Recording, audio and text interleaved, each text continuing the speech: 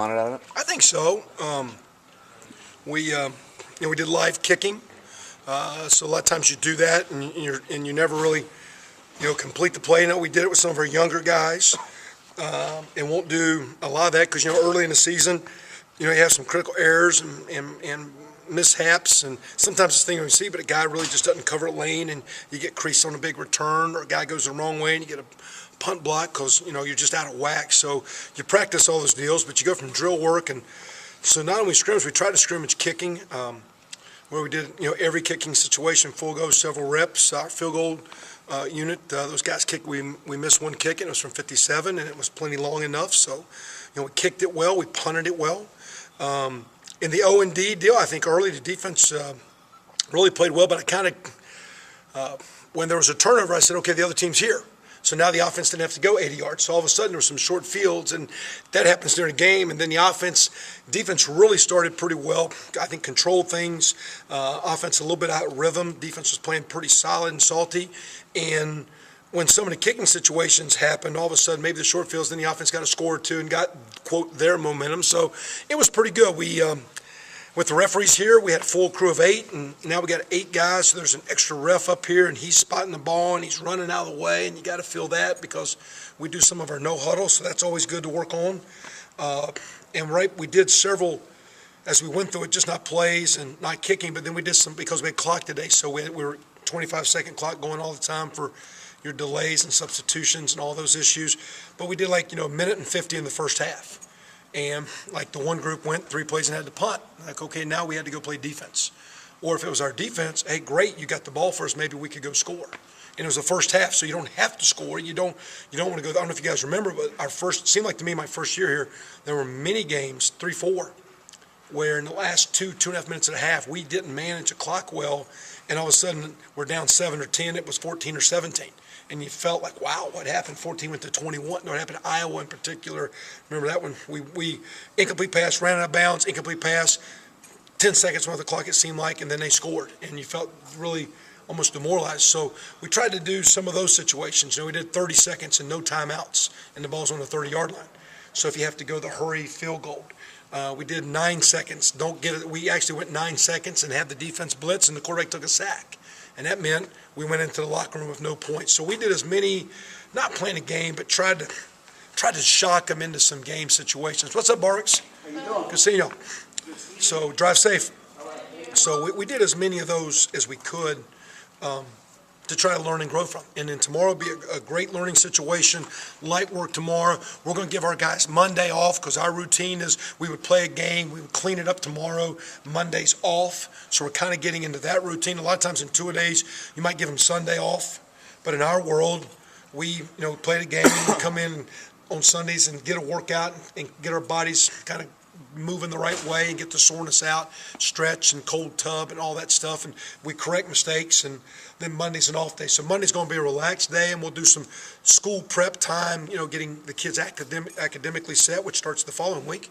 And then we'll have a good work day on Tuesday, another really good work day on Wednesday, and then we'll taper back like we would on a Thursday, Friday, going into next Saturday, which is 7 days. So we're kind of almost, I'm not saying this is a game week coming up, but we're kind of trying to get into that mode of, okay, we worked hard today, go have a little fun with your fellas tonight, do it the right way, come in tomorrow, correct and clean, take Monday off the way we do it, get your body right, and have a good work day Tuesday, good work. So in our deal, preseason's not over, but we're going to polish tomorrow and get refreshed, go hard on Tuesday, Wednesday, clean up for next Saturday. Next Saturday would be a game situation scrimmage, maybe not a lot of live work on the ones, but maybe some of these young guys get live work because we want to keep bringing all those freshmen with us. That was a long one here. That was good, though. So that's it. You guys good? That was everything. You talk about it's all good. Nothing else. Kickoff being 2 weeks away. You talk about increased competition to get on the field at certain positions. Any position battles are kind of compelling for you right now that you're watching? I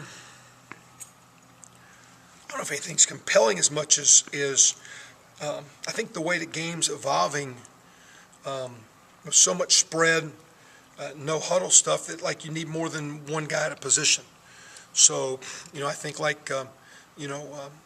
think Darius Latham has played better than he's played since he's been here, and Darius Rayner is I think maybe even playing better than him, and they're at the same spot, and it's nice push, and it's kind of what you like to see. I think some of these young receivers with Jay Sean Harris and Sammy Cobbs are really kind of coming in their own, and that's keeping Stoner and Roundtree and those guys going. So, there's just,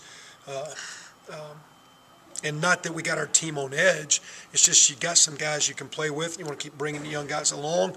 I think that keeps the older guys really focused on, keep your hands up. Don't drop your hands and relax.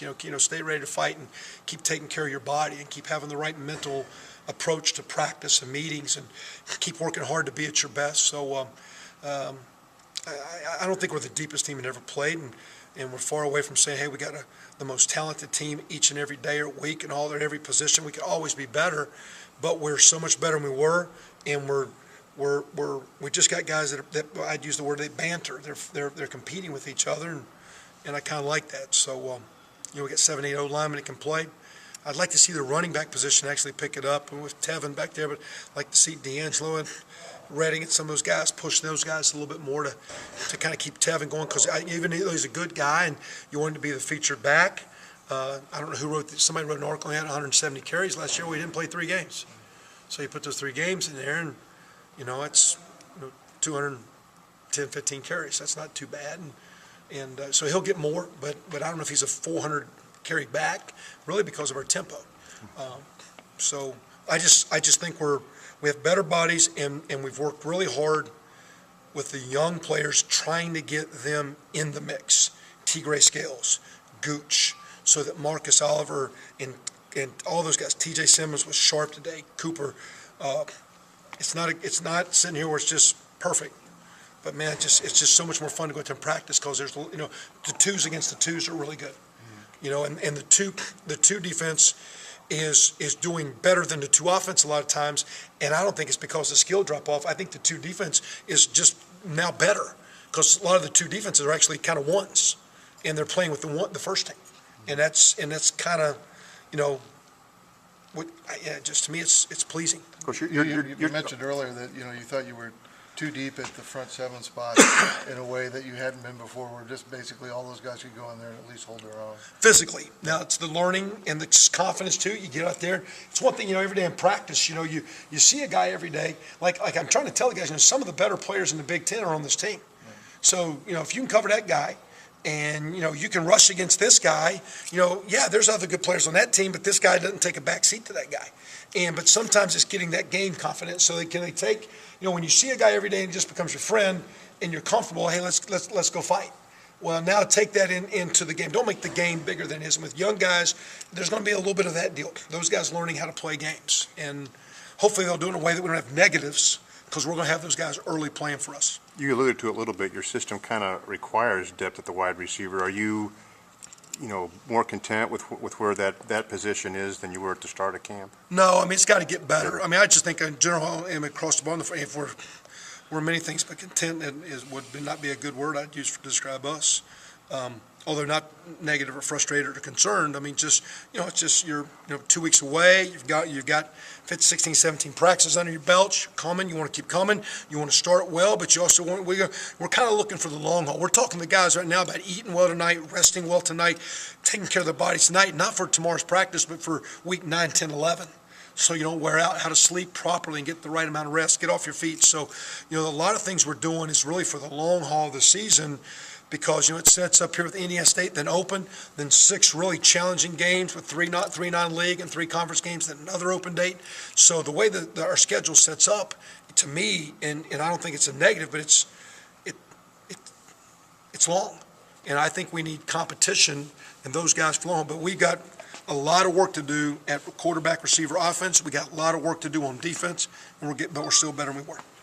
Anything else? You mentioned some of the young receivers, young linebackers, any other freshmen who are, getting in a position to start or, play some big minutes at the beginning of the season. Yeah, again, I don't know if anybody's starting, but again, I think, in the 2 deep special team mix, 3 deep, 2 to 3, Clark at corner from Fort Wayne, Donovan, Tony Fields, 19, Keontae Walton, 26 at safety, they're in the mix, Gooch, 49, and T. Gray Scales, 8 at backer. Maybe McCray, 47, outside backer. On the offense, number 2, Harris, and 4, Cobbs, and maybe, I think Redding's been pretty good at running back, and Fuchs.